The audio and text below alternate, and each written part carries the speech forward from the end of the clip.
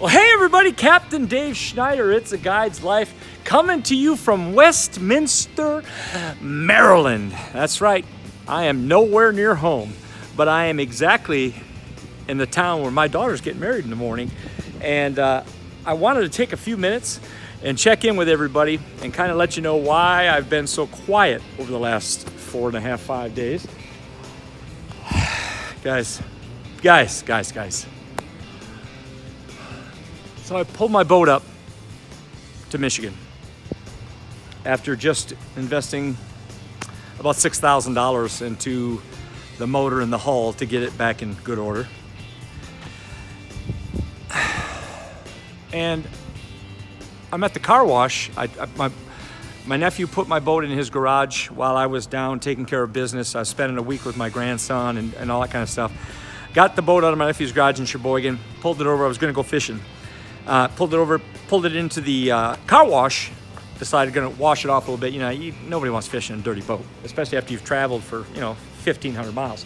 So I'm washing the boat. I get around the back, guys, and I notice there's a giant split in the molding at the back of my transom where the motor connects to the boat. Guys, the transom is pulling off the hull. The transom is pulling off the hull. It's a good thing I didn't lose my motor on the highway. That's how much my transom is pulling off my boat. Yeah, I was pretty bummed and a little heartbroken when I hit something in the lake there and knocked up the bottom of the boat. But I can't even tell you how incredibly decimated or dismayed I am over the fact that my transom is coming off the hull of my boat. All right, so apparently the 522 series is a little bit known for this problem. Now, I'm not indicting Ranger at all. The boat that I have is the finest watercraft that maybe has ever been built. It's got a track true hull. It runs like it's on rails. I can be driving 65 miles an hour, get up out of the seat and let a 14-year-old climb into the steering wheel while we're still going on the lake, and he'd just keep on driving. It's amazing how this boat tracks. And those of you who've been with me on my boat, you know just how nice it is. Ranger built a miracle in the 522 VX. Yes, it's a 2004, it's 15 years old, blah, blah, blah. But my transom is pulling off my boat. I've got 3 calls in, 4 calls in, 5 calls into Ranger. I'm trying to get a hold of them. I probably need to take my boat to Flippin, Arkansas and see if I can get them to fix this. I'm speechless. Now, for those of you who have scheduled guide trips with me, the good news is Major Beeman called me immediately. We talked, and I'm gonna run to Kentucky after my daughter's wedding here, probably go down Monday. I'm gonna get Major Beeman's boat. He's got a 20-foot Stratus that we've fished out of a few times and been on my show. And I'm going to fish out of his boat this summer. Very gracious. I love that man. He's been like a father to me. No disrespect to my father.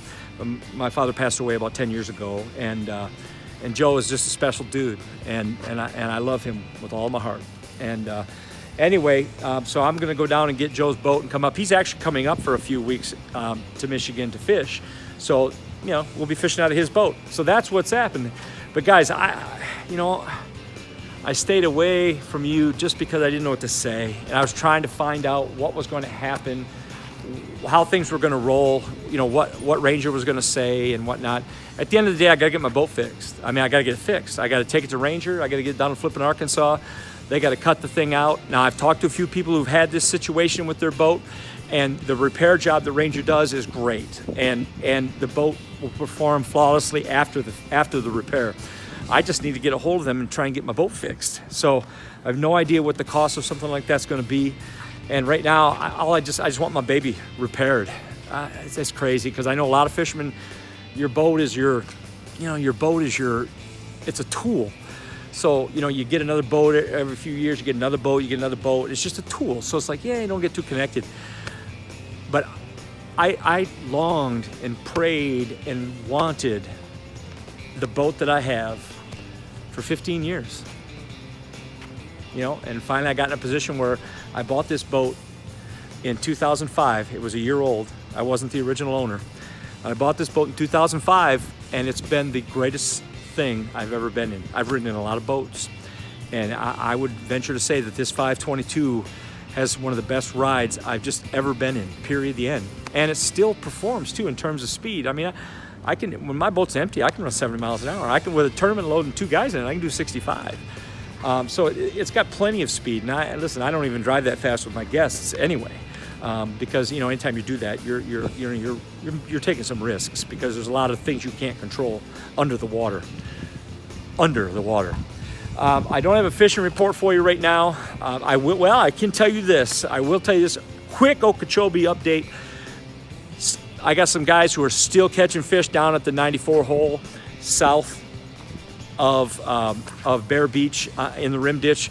The fish are still moving in the rim ditch. The lake levels still, you know, it's raining now, but the lake levels haven't increased or anything like that. So it's still very dangerous. Fish in the rim ditch, guys. There are fish there. And the nice thing about these rim ditch fish right now is the guys, when I talk to them, they're saying, Dave, we're catching lots of 2 to 4 pounders. There's not, every once in a while you get a small one, but it's not a little dink thing. These are just good quality grade fish. And so that's going on in Okeechobee. Same thing as before. Topwater baits, pop-ars, hula pop. Come on, Dave. The Zara spooks. You know, just all of those, the whopper plopper, and then if they don't come up on top and get it, just drag a worm, man. Just drag a worm off that edge. The hole I'm talking about, you go to the 94 hole. The next inlet, the next outlet into the lake is the spot I'm talking about, and it's a sharp break when you go out there. Don't try and run through there. Don't try and run through there, but you get out there and you fish off that break. If the fish are up high on your electronics, then they're real active, topwater baits. If they're down low on the electronics when you see them, then you want to fish that worm probably. Drag it down, get it down in front of them. Captain Dave Schneider, it's a boat update. My daughter's getting married tomorrow, you guys.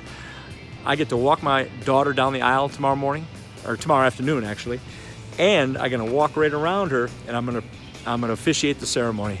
It's kind of a pretty cool deal. Got to meet the families. We had a nice dinner tonight and everything, and so all that's great. But right now I've got red alert in my bass fishing world. All right. I don't know if anybody have ever heard of that fish. Is it called Fish Brain app? I just got an email from them, and I don't know if I should say this or not, but I just got an email from them. They told me that they've been watching my YouTube channel, and they really like my content, and they want to feature it in their app. All right, let's do that. So I'm just throwing that out there. I don't know if I should have said that or not, but it may not happen. But anyway, that was a cool email to get. I haven't really dealt with that today because today's a busy day. It's all about my family. It's all about my daughter, Kara, and whatnot. Captain Dave Schneider, it's a guide's life. It's a great life. I don't even know what to say about the boat situation, but thank God I'm going to borrow a boat and get through my fishing for the summer here, and I got to get my boat down to Arkansas. So if anybody knows anybody at Ranger, I've called there 4 times. I've left messages 4 times. I still haven't gotten a call back. I'm not going to deal with that again until Monday, but God almighty, I need to get my baby fixed. Captain Dave Schneider. Do me a favor, guys. Hit the like, hit the share, hit the subscribe, and I'll talk to you soon.